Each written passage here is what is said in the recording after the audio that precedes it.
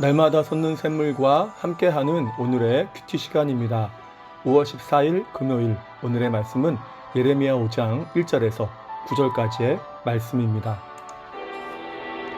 너희는 예루살렘 거리로 빨리 다니며 그 넓은 거리에서 찾아보고 알라. 너희가 만일 정의를 행하며 진리를 구하는 자를 한 사람이라도 찾으면 내가 이 성읍을 용서하리라. 그들이 여호와께서 살아계심을 두고 맹세할지라도 실상은 거짓 맹세니라. 여호와여, 주의 눈이 진리를 찾지 아니하시나이까? 주께서 그들을 치셨을지라도 그들이 아픈 줄을 알지 못하며 그들을 멸하셨을지라도 그들이 징계를 받지 아니하고 그들의 얼굴을 바위보다 굽게 하여 돌아오기를 싫어하므로 내가 말하기를 이 무리는 비천하고 어리석은 것뿐이라. 여호와의 길, 자기 하나님의 법을 알지 못하니 내가 지도자들에게 가서 그들에게 말하리라. 그들은 여호와의 길, 자기 하나님의 법을 안다 하였더니 그들도 일제히 멍에를 꺾고 결박을 끊은지라. 그러므로 숲에서 나오는 사자가 그들을 죽이며 사막의 이리가 그들을 멸하며 표범이 성읍들을 엿본즉 그리로 나오는 자마다 찢기리니 이는 그들의 허물이 많고 반역이 심함이니이다. 내가 어찌 너를 용서하겠느냐? 내 자녀가 나를 버리고 신이 아닌 것들로 맹세하였으며 내가 그들을 배불리 먹인즉 그들이 간호하며 창기 집에 헛다이 모이며 그들은 두루 다니는 살찐 수말같이 각기 이웃의 아내를 따르며 소리 지르는도다. 내가 어찌 이 일들에 대하여 벌하지 아니하겠으며 내 마음이 이런 나라에 보복하지 않겠느냐? 새로운 아침입니다. 여호와 라파, 하나님은 우리를 치유하시는 분이십니다. 자, 오늘 본문은 남왕국 유다가 얼마나 타락하고 부패했는지를 잘 보여줍니다. 1절에서 말씀하죠. 정의를 행하며 진리를 구하는 자를 한 사람이라도 찾으면 예루살렘을 용서하겠다 말씀합니다. 여기서 정의를 행하며 진리를 구하는 자는 하나님 앞에서, 사람 앞에서 정직하고 진실한 자를 의미합니다. 자, 그런데 그러한 자들이 하나도 없었습니다. 소돔과 고모라에는 10명이 있으면 용서하신다고 했었죠. 자, 그런데 더 쉬운 조건으로 한 사람을 찾았는데 없었다는 것입니다. 이에 대해서 6절에서는 허물이 많고 반역이 심하다고 하죠. 이는 하나님께 의도적으로 반역하고 하나님의 뜻을 배반했음을 말씀합니다. 때문에 7절과 9절에서 내가 용서하지 아니하고 벌하며 보복하겠다고 선언하시는 거죠. 결국 이 5장은 심판의 불가피성을 말씀하는 것입니다. 자, 그러면 그들의 죄악됨의 특징이 무엇입니까? 두 가지로 보면 첫 번째는 위선입니다. 표리부동이라고 하죠. 겉과 속이 다르고 말과 행동이 다른 것이죠. 2절에서 하나님의 이름으로 맹세한다고 하죠. 겉으로는 하나님을 섬겼다는 것입니다. 솔직히 이스라엘과 유다 백성들은 한 번도 하나님을 안 섬긴다고 한 적이 없었죠. 늘 우상을 섬겼지만 늘 또한 표면상으로는 하나님의 이름으로 맹세하고 하나님을 섬긴다고 한 것입니다. 자, 그러나 그건 모두 거짓된 것이었습니다. 그들의 열매는 우상숭배와 정욕이었죠. 문제는 우리도 그럴 수 있다는 것입니다. 분명히 표면적으로는 신앙생활을 한다고 하지만 그 삶과 마음은 주님이 아닌 세상과 내 이기심, 욕심으로 치우칠 수 있다는 것입니다. 위선의 또 하나의 특징은 무엇입니까? 마지못해서 억지로 신앙생활을 한다는 것입니다. 학교를 가기 싫은데 졸업은 해야 되니까 억지로 학교에 다니는 학생처럼 하나님을 섬기는 것은 귀찮고 힘들지만 천국은 가야 하니까 내가 하나님보다 강하지는 못하니까 억지로 교회만 다니는 신자들도 있을 수 있다는 것이죠. 본문의 유다 백성들이 그랬다는 것입니다. 그러니까 하나님을 안 섬기면 혼날 것 같으니까, 혼나면 안 되니까 어쩔 수 없이 겉으로만 하나님을 억지로 섬기는, 예배당만 밟고 다니는 신앙생활을 한 것입니다. 철로 역정을 보면 위선이라는 자가 등장하죠. 주인공 크리스천이 이 위선에게 그 위선적인 생활을 지적하자 위선이 대답합니다. 그런 일에 대해서는 당신이 상관할 필요가 없습니다. 이것은 다만 오랜 관습이며 만일 필요하시다면 천년 이상 계속되어 온 관습임을 증명해 보일 수도 있습니다라고 합니다. 위선적인 그러한 모습이 천년 이상 계속된 관습이랍니다. 무엇입니까? 실제로 위선적인 자가 역사 속에서 많았고 우리 역시 근신하지 않으면 이러한 위선적인 신앙에 물들어 버릴 수도 있다고 하는 것을 경고하는 것입니다. 자, 그리고 유다 백성들의 또한 죄악됨의 특징이 두 번째는 무엇입니까? 완악함입니다. 딱딱한 심령이죠. 3절을 보면 주께서 그들을 치셨을지라도 그들이 아픈 줄을 모른다고 하죠.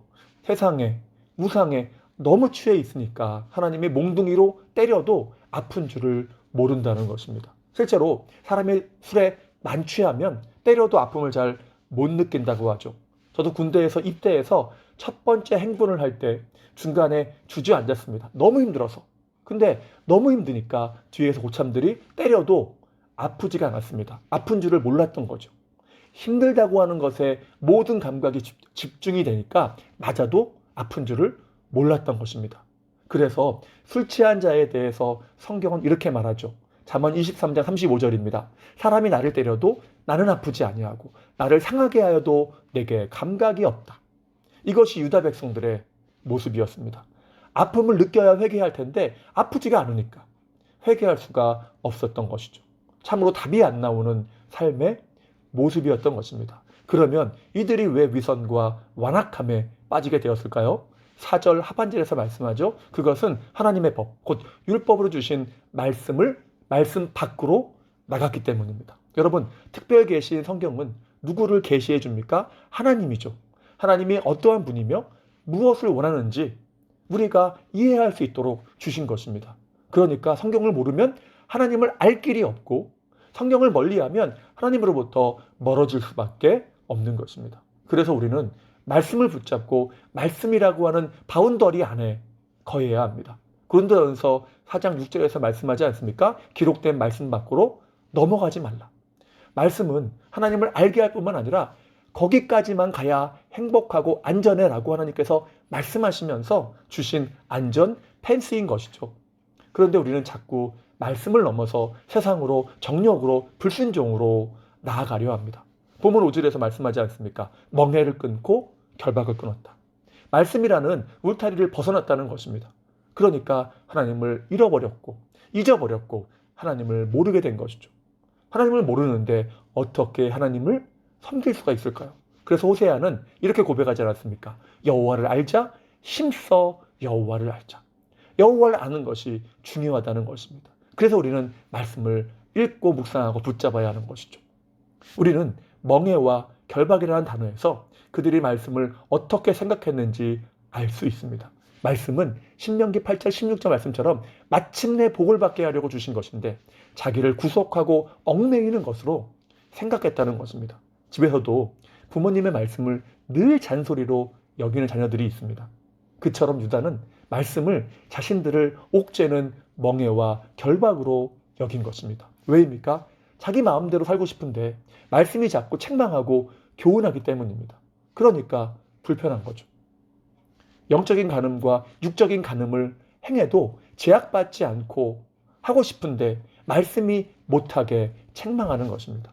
그러니 하나님을 떠나버린 백성들에게 말씀은 복이 아니라 눈의 가시였던 것입니다. 이에 대해서 하나님은 바벨론을 통한 철저한 심판을 선언하십니다. 사자와 이리와 표범이라는 맹수들이 사람들을 찢듯이 그렇게 철저하게 바벨론을 통해서 살육하며 파괴하겠다는 선언입니다.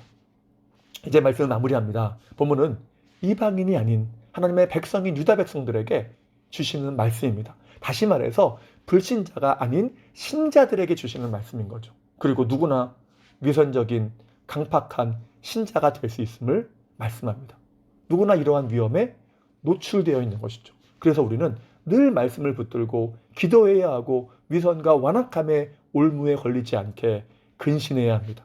그것이 하나님의 백성다움을 지키는 길이며 하나님이 찾으시는 한 사람이 되는 길입니다. 그리고 본문 구절을 보면 벌하지 않겠으며 라고 하는데 여기서 벌한다는 말은 원래 방문한다는 뜻을 갖고 있습니다. 그러니까 하나님께서 그들을 방문한다, 찾아오신다는 거죠. 왜일까요? 그들을 심판하기 위해서입니다. 그렇습니다. 하나님은 항상 찾아오시는 분이십니다. 심판하기 위해서일 수도 있고 도우시며 복을 주기 위해서일 수도 있습니다. 그러므로 우리가 하나님이 찾아오실 때에 두려움이 아니라, 심판이기 때문에 두려워하는 두려움이 아니라 기쁨으로, 나를 도우시러 오니까, 나를 인도하시기 위해 오시니까 그렇게 기쁨으로 만나는 자가 되기 위해서 자신을 늘 살피고 정직함과 진실함과 충성됨으로 섬기는, 하나님이 찾으시는 그 한 사람 되시기를 주님의 이름으로 축복합니다. 기도하겠습니다. 사랑과 은혜가 충만하신 하나님, 감사합니다. 우리가 믿음의 길에서 위선적인 신앙이나 마음이 굳어 강박한 신앙이 되지 않게 도와주옵소서. 우리가 방심하고 말씀 밖으로 넘어가면 누구나 그렇게 될 가능성이 있을 터인데, 깨어 근신하며 기도로 말씀을 묵상함으로 시편 1편에서 말씀하듯이 참으로 복이 있는 삶이 되게 도와주옵소서. 오늘도 그렇게 하나님이 찾으시는 한 사람 되기를 소망합니다. 하나님 앞에서 정직과 진실함으로 섬기게 도와주시옵소서. 오늘 하루의 삶을 또한 위탁합니다. 지키시고 우리가 은혜로 살며 믿음으로 승리하게 하옵소서. 다시 한번 주님의 은혜를 간구하오며 예수님의 이름으로 기도하옵나이다. 아멘.